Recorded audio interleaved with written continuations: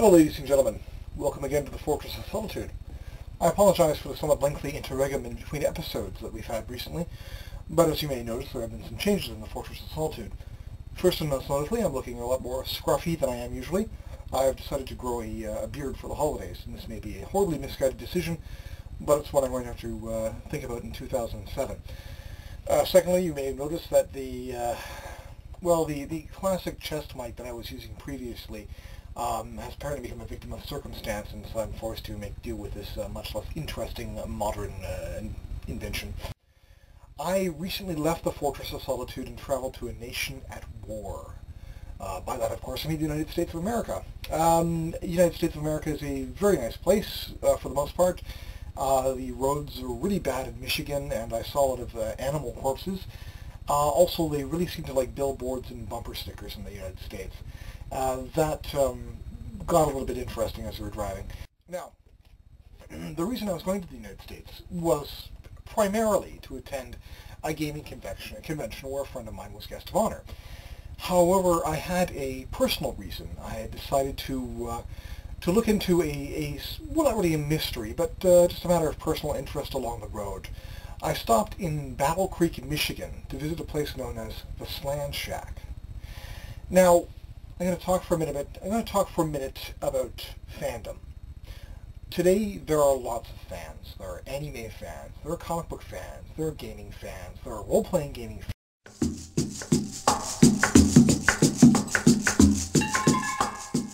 There are people who read Penny Arcade. There are people who don't understand Penny Arcade.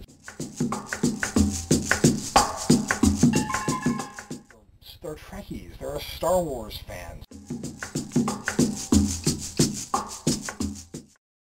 The list goes on and on and on.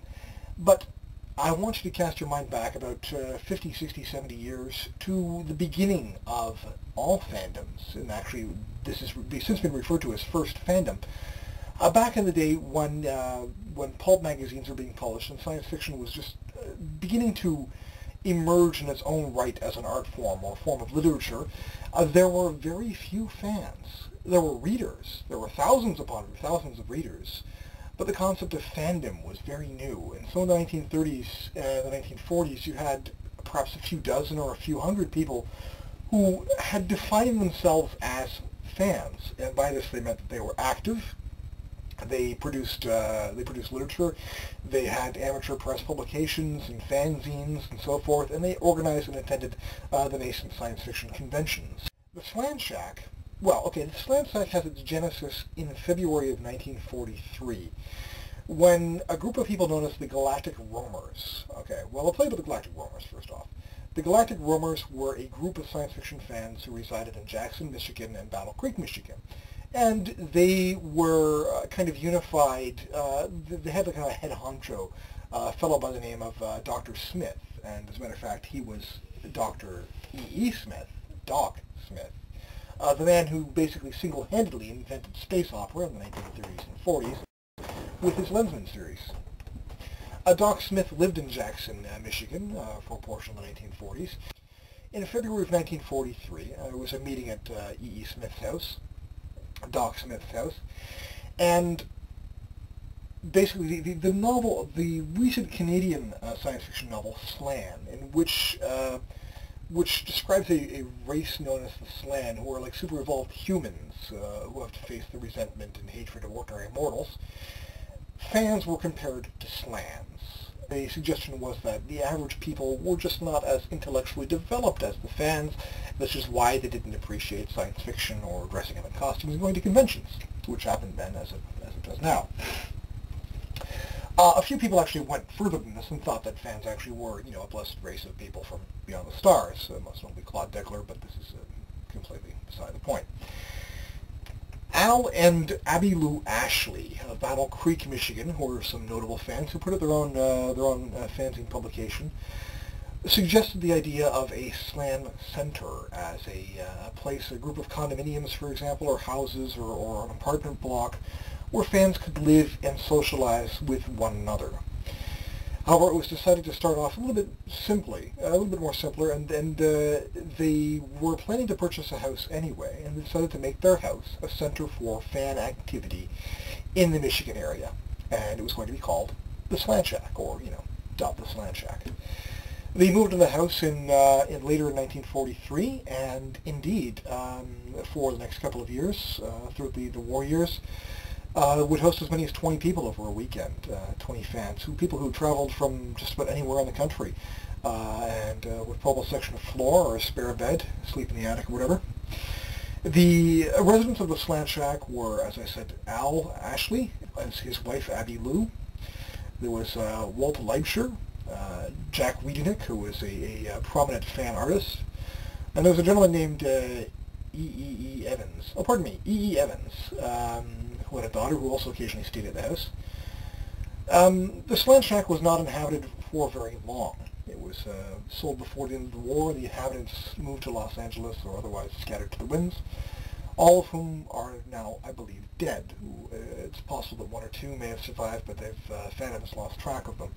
The experience that they had living together is similar to what you see people nowadays having, fans nowadays. Often their only socialization prior to meeting each other is on internet forums or at conventions, and in the adrenaline high of the convention atmosphere, or in the studied atmosphere of the forum, where you're able to think about what you say, the personality that you present to other fans may be quite different from what your actual personality is. So quite often you'll get anime fans, or comic fans, or we'll say furries, for example, deciding that they should live together, because it would really be cool. You can imagine a group of D&D players saying, yeah, we should all move into an apartment together and play D&D all the time, and it would be really great. And inevitably what happens is they discovered that they're all intelligent and interesting people, but also often a little bit poorly socialized and having a very high opinion of themselves, which makes it difficult to live with others. Apparently, some problems such as this contributed to the dispersal of the Slan Shack. I'm not sure, and I don't want to besmirch the reputations of any of the fine members of First Fandom who did live there, but I've heard that may have been the case.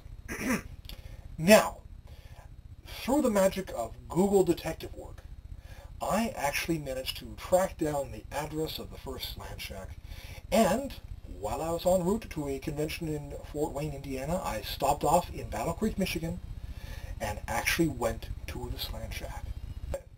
Join me next week on the Fortress Assaulted, when I'll be watching my amusing road trip videos. We'll stop at McDonald's in London, Ontario. We'll cross the border. We'll travel through Flint, Michigan, and we'll get to the Slan Shack. We'll walk out on the very street that the Slan Shack is on. You will stand in front of it. Your virtual selves will stand in front of the Slan Shack exactly as it appears today, or at least as it appeared a few weeks ago, and probably still appears today, assuming they haven't painted it or anything. And that's all for tonight.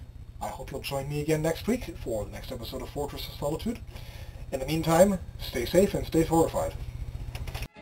Everybody's worried about the atomic bomb, but nobody's worried about the day my Lord will come, when he'll hit great God Almighty like an atom bomb. When he comes, when he comes. In 1945, the atom bomb became alive. In 1949, the USA got very wise. They found a country across the line